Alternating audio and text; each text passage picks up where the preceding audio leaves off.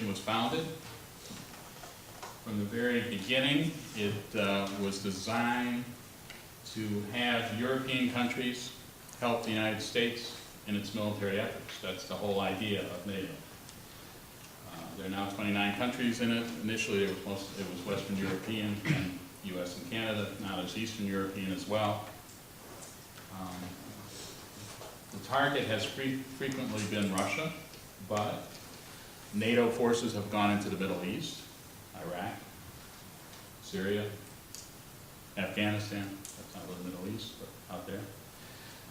So when you sign up for NATO, what you're doing is you're signing up to help the United States wherever it goes, and the United States goes many places in military ventures. The U.S., of course, has thousands of nuclear weapons,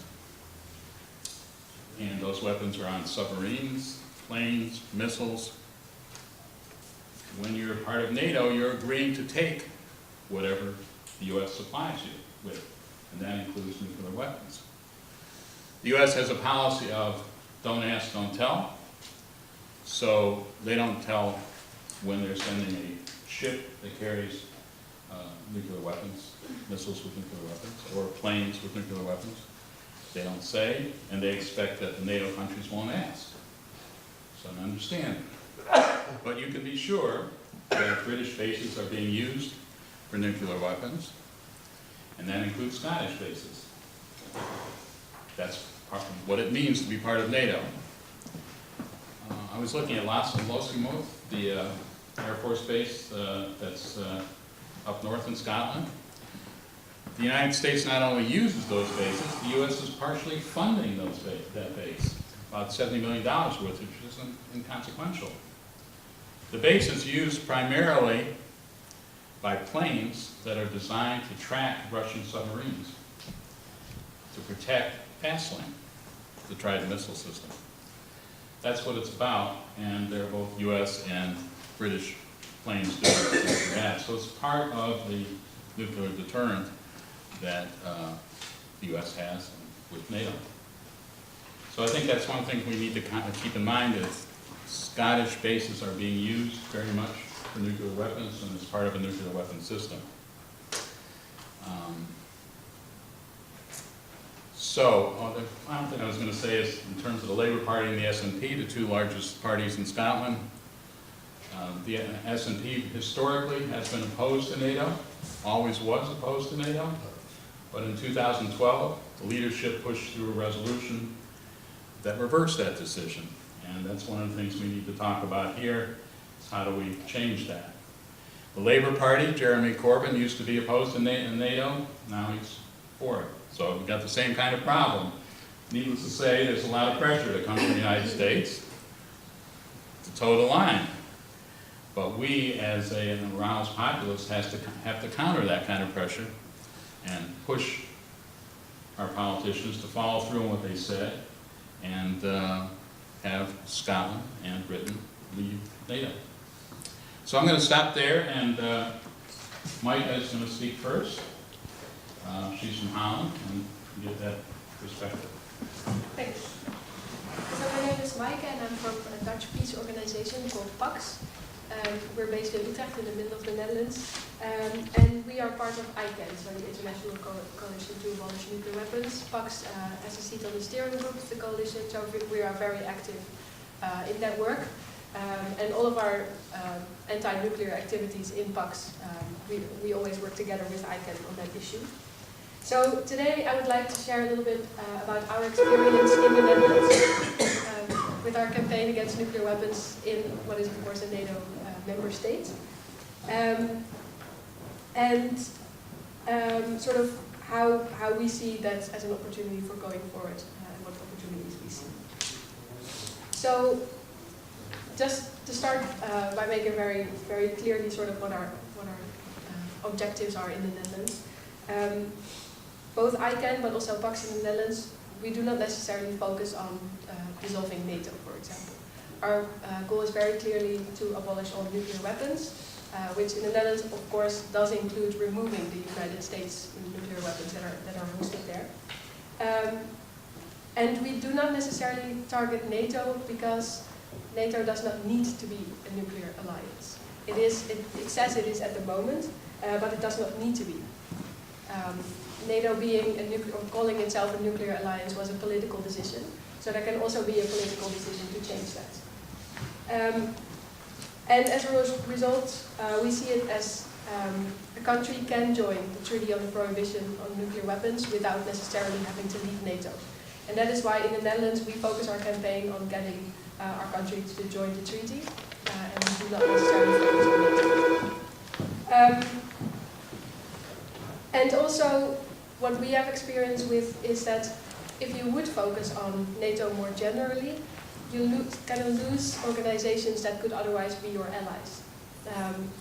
So we feel it's more useful to work with everyone that also opposes nuclear weapons, and then sort of regardless of whether NATO is involved there or not. And I know there's some differences in approaches also with people on the panel, and I'm really happy to discuss later sort of how people see that and what's the most practical way forward. So I'd like to give a short overview of the Dutch context regarding nuclear weapons as it stands at the moment. We have hosted American B-61 nuclear weapons since the 1980s, but there's always been very strong public opposition to this. When the decision to place those nuclear weapons was made, there were millions of people going to the streets to protest, but they were placed anyway. And officially, it's actually a secret whether there are nuclear weapons in the Netherlands or not. The government cannot confirm or deny whether they are there, even though it's really obvious that they are. And even the United States budget actually has a budget line saying nuclear weapons in it. It doesn't say nuclear weapons in the Netherlands, but it means that. But our government is in a very weird schizophrenic position where they cannot speak about it. And of course that very much influences our work. For example, it's really difficult for Parliament to discuss the costs that are associated with this hosting of nuclear weapons because we cannot talk about whether they are there or not. Our government does officially support Global Zero as a goal. So our government does support nuclear abolition. They just think it cannot happen just now. They sort of follow the American line and say, once the security context in the world is safe enough, then we can disarm. And they mostly work through the Non-Proliferation Treaty, the NPT. That's their what they call the cornerstone of the nuclear weapons regime in the world. And they advocate for a step-by-step approach to nuclear disarmament. And they would see a treaty on prohibition of nuclear weapons as a final step in their step-by-step approach. So public opinion is very much opposed to nuclear weapons. And in 2015, PAX organized a civil initiative where we collected over 40,000 signatures, calling on the Dutch government to adopt a national prohibition on nuclear weapons. Of course, the government wasn't very likely to do that, but as a result of our campaign, the Parliament was obliged to discuss our proposal. And resulting from that discussion, the Parliament called on the government to actually participate in negotiations for a treaty. So when those negotiations took place in 2017, our government was there, and that was a direct result of the pressure from Parliament and public opinion. Recently, we also did a public opinion poll, and we found that around 2/3 of the Dutch population supports the removal of American nuclear weapons from the Netherlands. And about 3/4 supports our country joining the Treaty on the Prohibition of Nuclear Weapons. So it would be pretty nice if the government listens to the people and just does it. But NATO is one of the major arguments that they use to say we cannot join it just yet. They say joining the treaty would be in violation with the Dutch obligations under NATO. So I would next just like to discuss a little bit whether that makes sense. And here, Bonnie Doherty of Harvard Law School and Human Rights Watch has done some really great research on this, and sort of has analyzed the legal relationship between nuclear umbrella arrangements such as NATO and TPNW. And just to give the conclusion beforehand, her analysis is that the state can actually join the treaty without violating its legal obligations under a security treaty, such as NATO. It can also still participate in joint military operations as long as it does not assist with acts that are prohibited under the TPNW. So, for example, you cannot assist with the use of nuclear weapons without violating them, of course. So, if you were to join the TPNW, that would require you to renounce your nuclear umbrella status, but it would not necessarily require you to leave your sort of military alliance, for example, NATO, and this also applies to other military alliances. Now, nuclear umbrella arrangements are incompatible with the TPNW, both with its sort of overarching purpose and with its explicit provisions. They contravene the overarching aim of the treaty because they are predicated on the continued existence of nuclear weapons. They also violate the provisions of the treaty. For example, the provisions on assistance, as I already mentioned, or also the provision on receiving assistance and on threatening to use. So if we just take the prohibition on assistance, encouragement and inducement, as it says literally, as an example. If you are in a nuclear umbrella arrangement, then you are asking a nuclear weapon state to use nuclear weapons on your behalf in certain circumstances. So that is a violation of the prohibition on assistance with threatening to use or to use if they were actually used. So specifically for NATO, of course a country would face very strong political opposition if it would want to join the treaty, but it would not, a state would not violate its legal obligation under NATO by joining the TPNW. And the North Atlantic Treaty, which is sort of the founding document of NATO, is actually silent on nuclear weapons. They do appear in the 2010 strategic concept, but that strategic concept is a political document and it's not legally binding. So this 2010 strategic concept literally says that NATO's defense will be based on an appropriate mix of nuclear and conventional capabilities. And it also says that as long as nuclear weapons exist, NATO will remain a nuclear alliance. But it also embraces nuclear disarmament, and it sort of resolves to create the conditions for a world without nuclear weapons. So this view for the future is actually consistent with the goals of the TPNW. So it's very important to keep in mind that there are no legal obligations in the Washington Treaty about nuclear weapons. It is a political decision to be a nuclear alliance. And there are also actually precedents of countries. Can I just finish this bit? Okay. Yeah. There are precedents of countries that have actually diverged from sort of the general NATO line. For example, Denmark, Norway, and Spain do not allow the deployment of nuclear weapons on their soil in peacetime. And Iceland and Lithuania never allowed the deployment of nuclear weapons, even in wartime.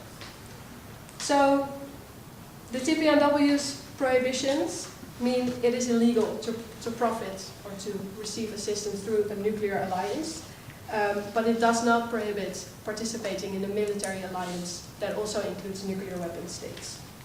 So that is, as I said in the beginning, that is why we really focus our campaign on trying to spread this message and really using this legal argument that we can. It is a very concrete thing that we can discuss with our government and really go into practical things of why they think it's not possible, why we think it is possible.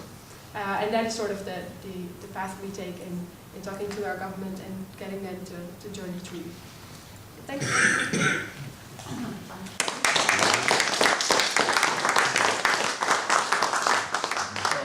Reiner is, first I should say who I am. My name is Eric Chester. I'm with the Scottish Peace Network, as well as CND. Reiner is from Germany, and he'll be next. Yeah, let me first introduce myself. I'm the co-president of the International Peace Bureau. IPB is the eldest, founded in 1891, and biggest international peace network. And we also got in 1910 the Nobel Peace Prize. You know, in the first round, I really would like to focus on NATO, and I think in the discussion we are coming to the different points. First of all, during the Cold War period, NATO has 16 member states. Now they have 29, and they will even get number 30 during the next 1 or 2 years. This will be Macedonia. Why? the counterpart of NATO, the Warsaw Pact, is a they, still 1990. Why we have still NATO? I think we should always ask these questions. It was founded to stop the Soviet Union occupying Europe. But there is no Warsaw Pact in Europe. So, and you can read in the documents of NATO why.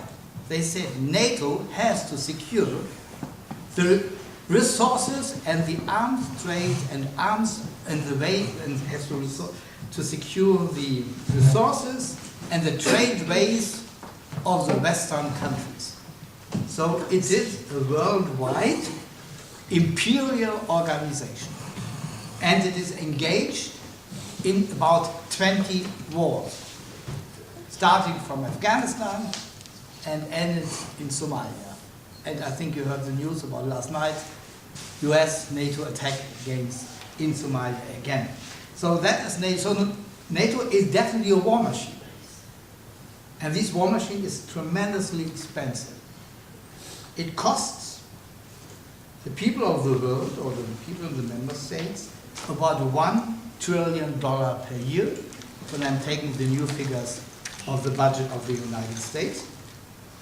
And with the goal to spend 2% of the GDP of all NATO countries for military purposes, it will go up to $1.5 trillion.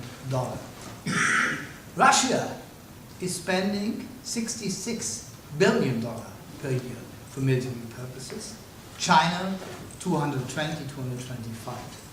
So you can see who is paying the most of the money for military purposes. And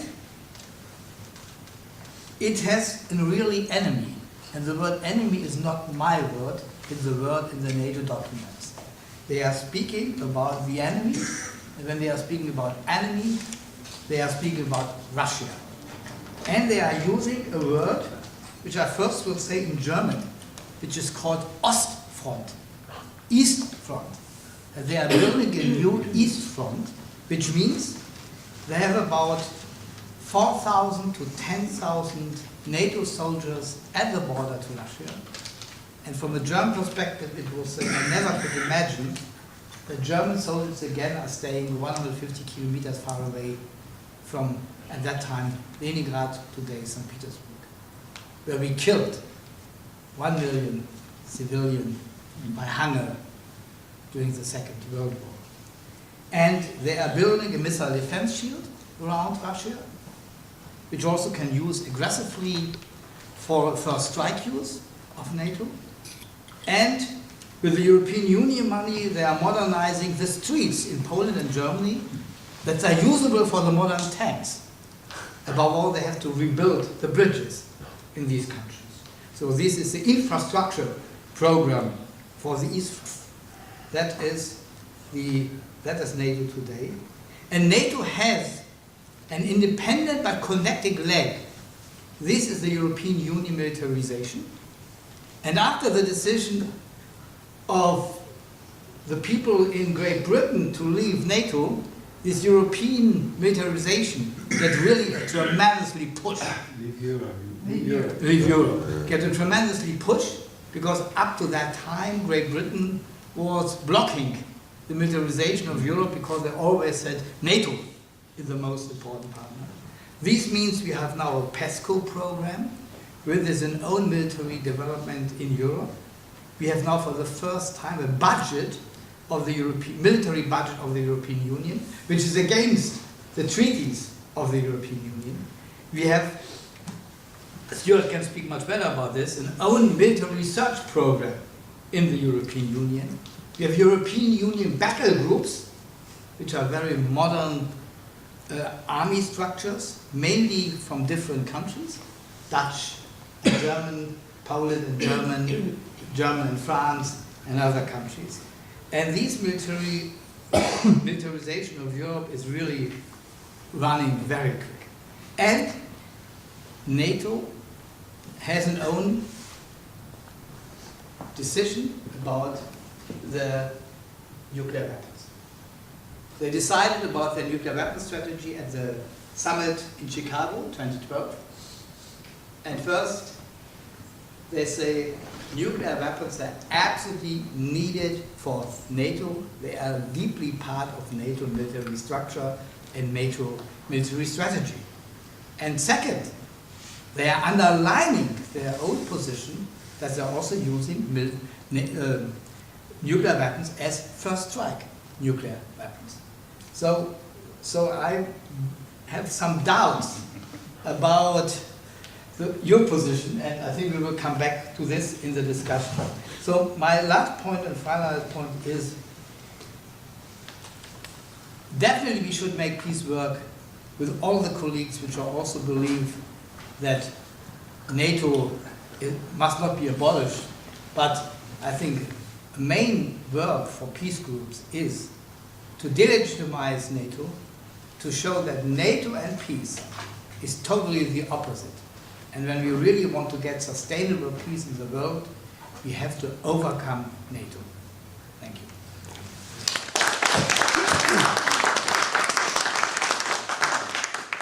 Our next speaker is Reiner from Catalonia. Yes. First, I must apologize for my bad English. I hope you will be patient. Worldwide remilitarization context. It would not be exaggerated or alarmist to claim that nowadays we are living in an extremely worrying process of remilitarization worldwide. We should take into account some relevant indicators. Let's talk about 4 of them. One, the President of the United States of America, North America actually, Donald Trump, has undertaken an increasingly belligerent policy of global tension that, among other aspects, demands NATO countries increase their financial contribution, workforce, logistics, etc., to the military organization, because he thinks that, as it is now, NATO has become obsolete. 2, on the other hand, just a few days ago, we have seen how Russia deployed hundreds of thousands of soldiers to the most eastern end of the country in what has become, in fact, the most important military maneuvers since the Cold War. To find other maneuvers similar to this one, we should go back to 1981 in the Soviet period. And not only for the number of participants, but also for the war material deployed. Russia invited China and Mongolia to participate in a demonstration of power before NATO. 3, armed conflicts all over the world have increased instead of decreasing. Arms trade has grown exponentially, a very profitable business, the military industry. The Spanish arms industry is delivering the best economic results of his history. This year, for instance, the sale of weapons to Saudi Arabia has increased 103%. It's also a proven fact that the arms race is an expense that goes against the social welfare. When peace prevails, it is an unnecessary expense. If there is a war, the consequence is death and destruction, followed by economic decline and forced migration from the nations that suffer it. Besides, the situation that we are living nowadays regarding democracy, border closures, creation of walls, and human rights violations, it's a situation of clear regression. And Europe is fully involved in this regression. 4, over the last months, several European states, France, Sweden, Lithuania, and even Germany, is discussing it, have expressed their intention to reinstate compulsory military service.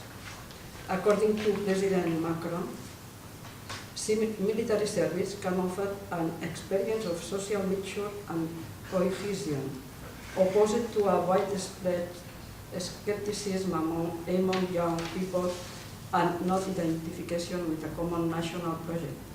Besides, Macron points out that threats from an uncertain and dangerous world demand a social commitment of discipline and authority, knowledge of the country's strategic priorities and security problems in order to promote a breakthrough to loyalty with the nation's defense. Clearly, one of the main goals of his electoral program was to strengthen the ties between nation and army. Other countries such as Morocco have also decided to reinstate compulsory military service, both for men and for women. In Morocco's case also, the government have justified their decision as a measure to fight against youth unemployment, a sad statistical excuse. It's evident. It's crazy, I think. Short review of the recent history of anti-militarism in Catalonia. Catalonia has had a long anti-war and pacifist tradition, and this is a sign of identity that has transcended far beyond our borders. Even back in 1931, the preamble of the project of Catalan main law said, "We, the people of Catalonia, not as an exclusive aspiration, but as a redemption for all Spanish nations, would like to see the end of the slavery that is military service." Catalan society has been known for its capacity of mobilization towards its goals by non-violent means. We could mention the very large demonstration of the 10th of July of 2010 and the National Day demonstration on September 11 each year, demanding national rights, including this year. In the field of peace and anti-militarism, we must emphasize 4 moments over the last 45 years that clearly have been a turning point. One, in 1971, Pepe de Urza declared himself a conscientious objector to military service and refused to join the army, becoming the first person who did that in the Spanish state for political motivations. Before that, there were another objectors, but for religious reasons. 2, in 1982, the Spanish state joined NATO, when the ruling party was Unión del Centro Democrático. In March 12, 1986, 52 years ago, the government of the Partido Socialista Obrero Español called a controversial referendum to ratify or not the permanent membership of NATO. The result validated, unfortunately, the option defended by the Spanish government. Catalonia, however, voted for no, and also the Basque Country, Euskadi, and the Canary Islands. The anti-NATO movement attained a capacity of enormous social mobilization. It opened the debate about a taboo mainstay for the heads of the dictatorship, the army. The pacifist movement, under the slogan "Neutrality yes, NATO no, bases out," opened the can of worms, publicly posing a debate that questioned transcendental aspects, like the functions of the armed forces, the concepts of defense and enemy, the military expense, and arms trade, among others. At the same time, the media began to publicize the situation in the barracks, where young people, conscript people, soldiers, were subjected to a culture of bullying, humiliation, and degrading treatment. The media also published details about the number of suicides, accidents, and deaths of young people while serving their compulsory military service. 3. The third key moment took place from the late 80s until the suspension of conscription on December 2001. The draft evasion campaign to military service and to the alternative social service, PSS in Catalan. Definitely, this became one of the most significant struggles of civil disobedience, a direct confrontation with the army, probably the strongest and most representative that we have ever seen. during these years, 50,000 young people declared themselves insubmisos. It is not right word for translate this. Insubmisos opposed to any form of compulsory service, disobeying military conscription, both military and civilian. This is the meaning of insubmiso. Do not kidnap our lives, they proclaimed. Many were tried in court and almost 1,000 served some time in jail. I am lost. We're talking about the insubmisos. The insubmisos was a rebellious gesture, a personal decision within a collective strategy that involved assuming the consequence of those acts. This has deeply changed the life of thousands of people, and in our country has contributed to deepen the anti-war feelings. Dissidence, resistance, and the possibility of future change are key concepts. In 2003, the platform Aturem la Guerra, pledged Stop the War, coordinated the mobilization against the Iraq war in Catalonia and organized the historic demonstration of February 2003. More than 1 million people gathered for that in Barcelona. The protests with pots and pans sounded for weeks, night after night, in the streets and squares of the villages and cities of our country. And also for many years now, Catalonia has had a strong network of associations, organizations, and social movements working for justice, peace, and solidarity with campaigns like the tax strike to withhold that proportion of taxation meant for the army. Another campaign is to demilitarize education, born 10 years ago. It now has more than 100 organizations. It aims to prevent the presence of the armed forces and their values in educational space. Under the slogan, "Arms don't educate, arms kill," the campaign wants to show its disagreement with the progressive militarization of certain public space. And finally, brief analysis of the draft diversion campaign. The draft diversion campaign in submission, as I said, worked as an assembly which coordinated at a state level many organizations. In Catalonia, it was promoted by organizations such as the Conscientious Objection Movement, the Anti-Military Service Committees, the Anti-Militarist Collective for Non-Submission, and other ones. It was not a movement restricted to urban areas, but its activity spread throughout the territory, resulting in the creation of work groups and supergroups in many small towns. Also, it is important to stress how important networking was and to have link with other social movements. Probably the greatest force, the most significant educational legacy of the Insubmission campaign is that it showed the enormous potential of civil disobedience as a tool for personal and collective change, and its huge capacity for social and political transformation. And I have some notes about the work of CUP, standing for the Candidature of Popular Unity in this field, but maybe it's not. Bring it up in the question and answer. Yeah. Okay. Okay.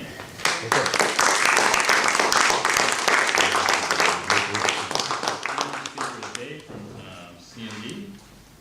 Yeah, thank you. I want to focus actually upon a slightly different topic that's already been mentioned on bases, really, on military bases.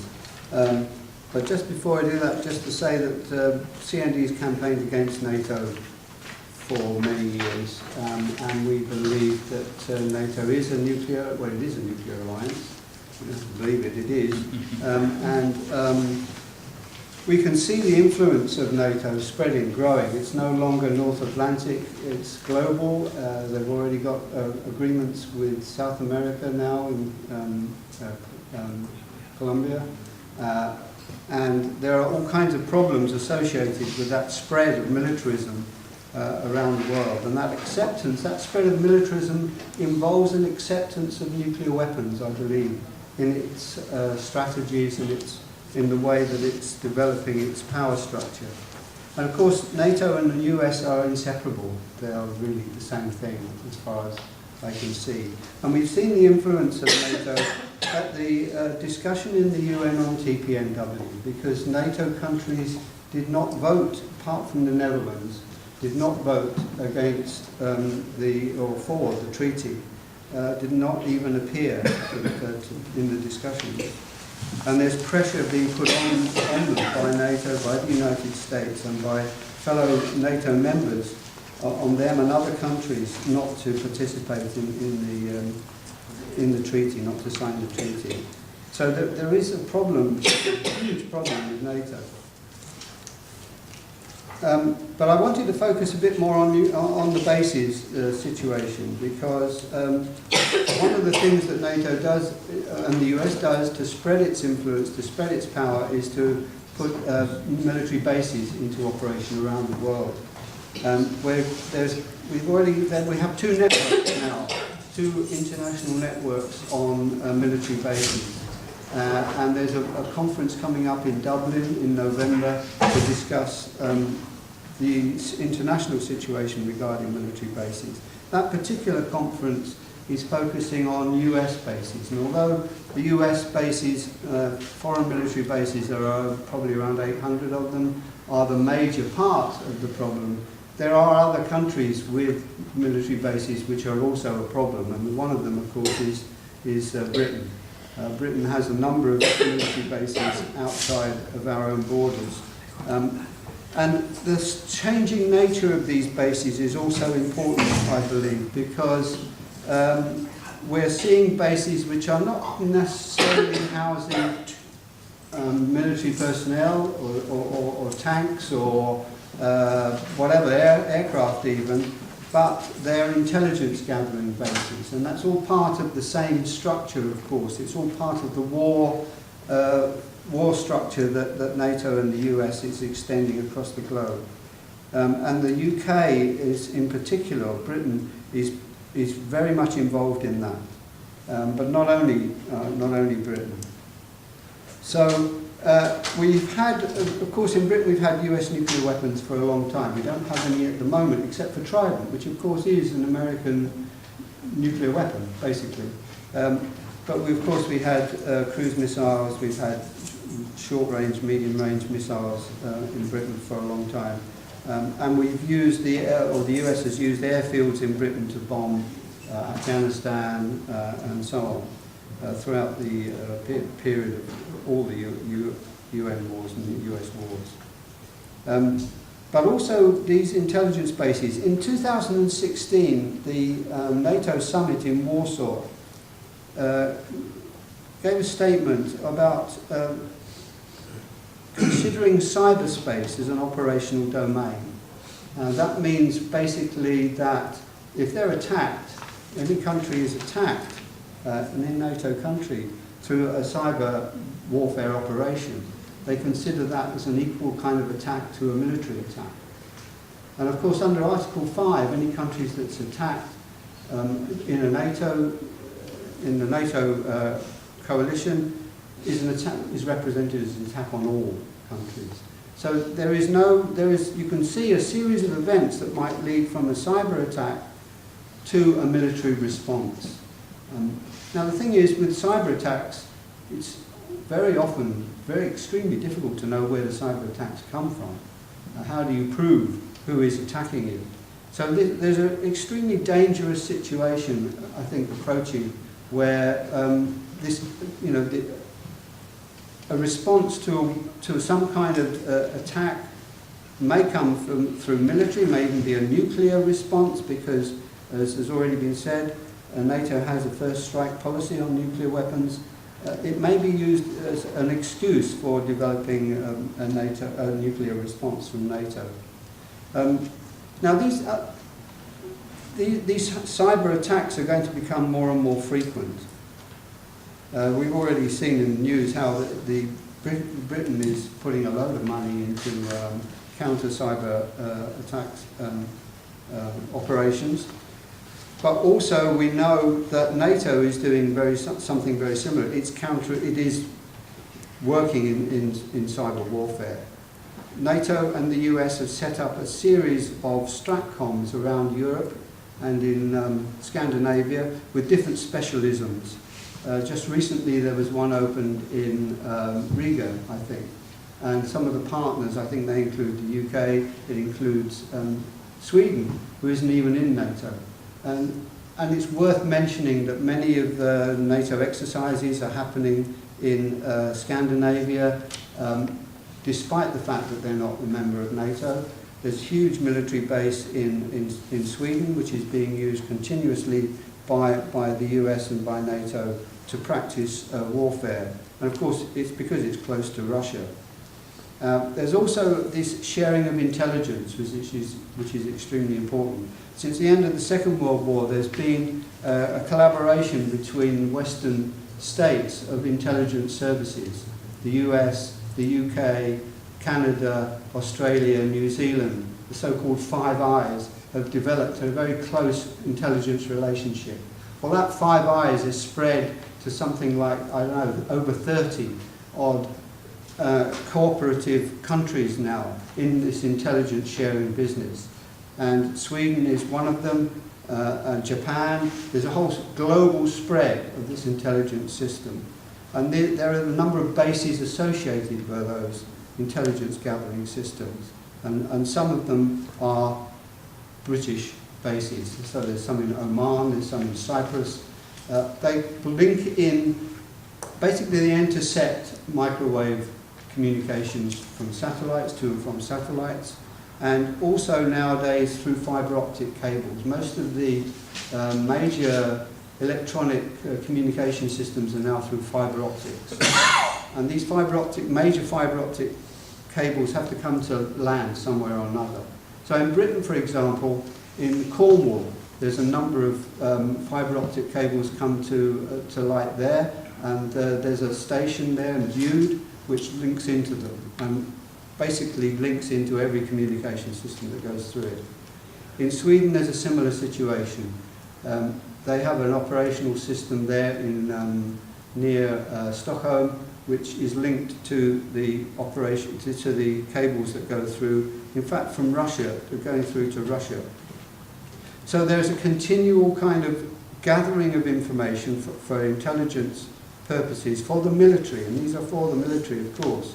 So, I think we need to emphasise that. We need to understand that not all of the military bases, not all of the military operations actually look like they are military. There are some that seem to be quite innocuous. So the one in Sweden, for example, Stockholm, I've been to see that, it just looks like a series of buildings. I mean, it's heavily guarded, that gives it away a bit. But you can't see any kind of, there's not even the radomes that you would see at somewhere like Menwith Hill. Some of you have been to Menwith Hill, I think. The like huge, traditional, if you like, spy base of the NSA. Well, there are other spy bases which aren't quite so obvious. We need to be aware of that. And we need to ensure we understand how the US and NATO empire is being spread around the world by the gathering of intelligence. Not only, the reason given is that they need to find out about terrorist operations, etc., etc., but they also want to find out about us, about what we're planning, about what we're doing when we're trying to counter some of these militarism, some of these aspects of militarism that are in our own countries. So I think that's enough. I hope that we can come together in Dublin and point out that some of these bases are going on, that they're not all American. There are other countries involved in this too. And we must make sure that we oppose all aspects of militarism that goes out beyond countries' borders and threatens other people. Thanks.